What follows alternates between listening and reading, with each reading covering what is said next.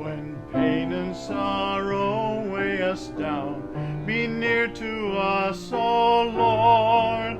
Forgive the weakness of our faith and bear us up within your peaceful word.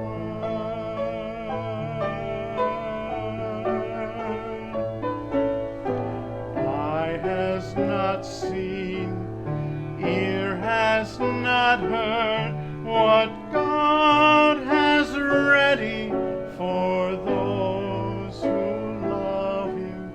Spirit of love, come give us the mind of Jesus.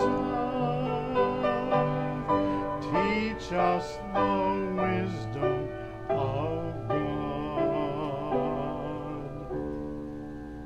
Welcome to your cathedral. I'm Father Greg Sakowitz. Again, special thank you to Mark Teresi, David Jonas for week in and week out, provide beautiful music, add so much to this spiritual video reflection. So David and Mark, thank you. Special thanks to Paula Colleen, our director, producer, choreographer, you name it, she does it for this production.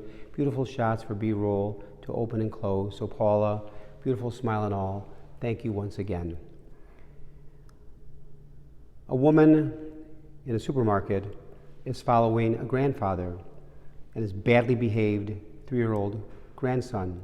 It's obvious to her that he has his hands full with the child screaming for sweets in the sweet aisle, cookies in the cookie aisle, and for candy and cereal and pop in the other aisles. Meanwhile, Grandpa is working his way around the store in a very controlled, easy voice. Easy, William. Won't be long now. Easy, William. Another outburst, and here's Grandpa say calmly, "It's okay, William. Just a couple more minutes and we'll be out of here.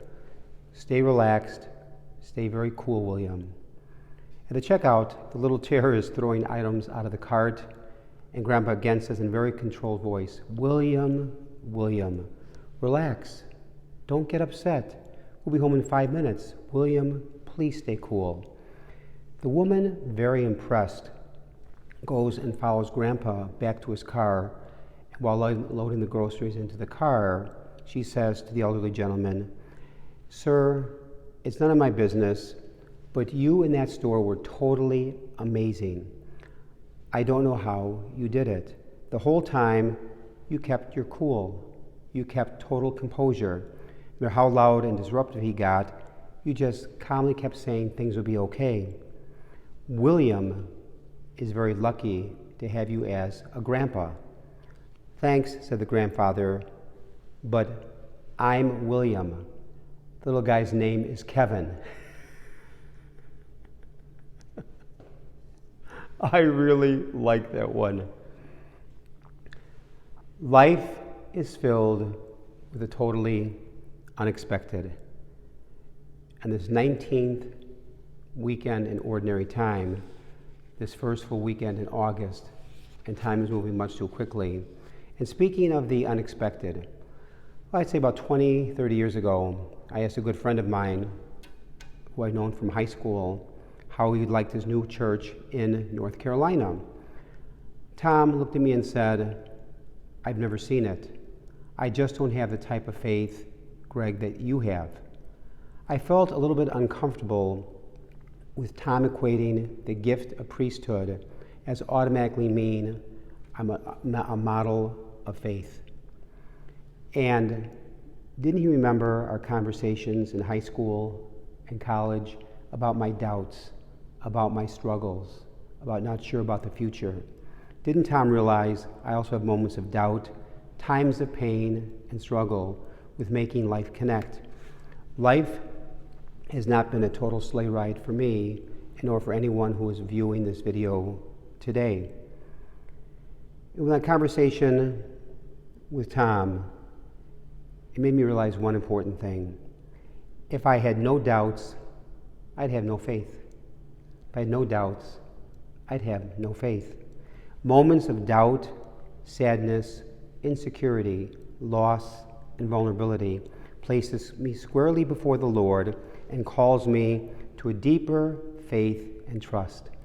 A belief rooted in the Lord, that life is good and all of us are called to make it better. We listened in today's second reading. Faith is confident assurance concerning what we hope for and conviction about things we do not see. Powerful line from today's second reading. Faith is confident assurance concerning what we hope for and conviction about things we do not see. Yet our faith sometimes is shaken. We doubt. We struggle. Faith is a commitment in the Lord. At times, the journey can be dark, but lighted by the lamp of our trust in God's promise. A belief rooted in the Lord that says life is good and things will be okay despite our doubts, pains, and many tragedies and hardships that all of us face. However, one's faith in God can never be separated from one's life experience. I'll say it again. One's faith in God can never be separated from one's life experience. Our sadnesses, as well as our joys and times of happiness, make up who we are. And life is filled with ups and downs, a roller coaster all the time. We listen in today's gospel. Be on guard, therefore. The Son of Man will come when you least expect him. Did you ever realize that life is always filled with the unexpected? That great line from Lennon's song, life is what happened while I was making other plans. So true. Where do we see the face of God? Do I always look for life on my terms? Many years ago, I was a teenager. I was 16 years old. I took my little baby sister, Maria, age 6, sledding one cold winter day. There was a hill in Park Ridge. The hill was crowded, and as a good older brother, I pulled the sled up the hill for my little sister, Maria. She asked me to go down the sled and slide with her, but I refused. Remember, I was 16 years old, driving a car.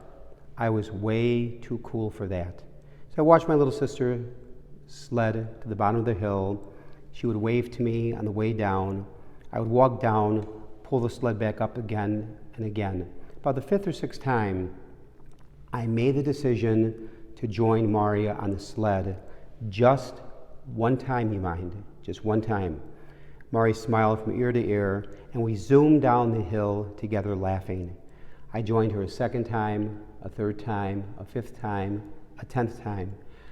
I suddenly realized we were enveloped by the mystery of love, God's presence, because I had let go and let God touch me through my little sister, this experience of sledding on a cold winter day down a hill in Park Ridge, a real, unexpected joy. I'm now 69, so that would be 53 years ago. I remember that like if it happened last winter. Yet life is difficult, and we do live in very hard times, with killings and tragedies all around us, making headlines every day.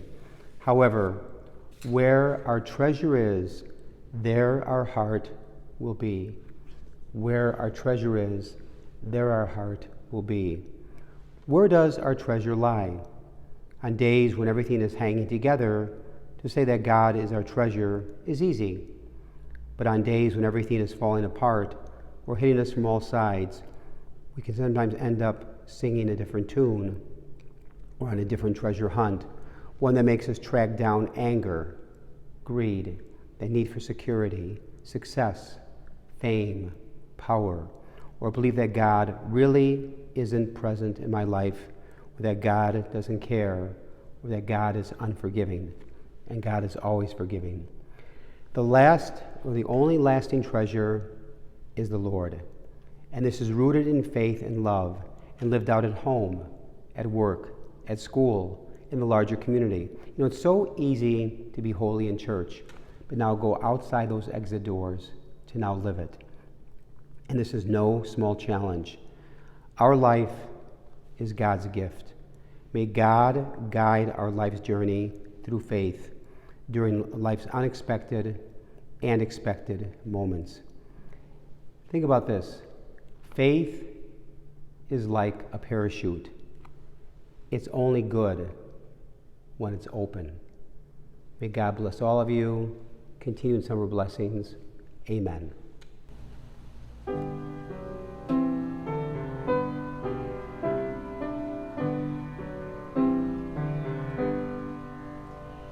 You shall cross a barren desert, but you shall not die of thirst. You shall wander far in safety, though you do not know the way. You shall speak your words in foreign lands, and all will understand. You shall see the face of God and live.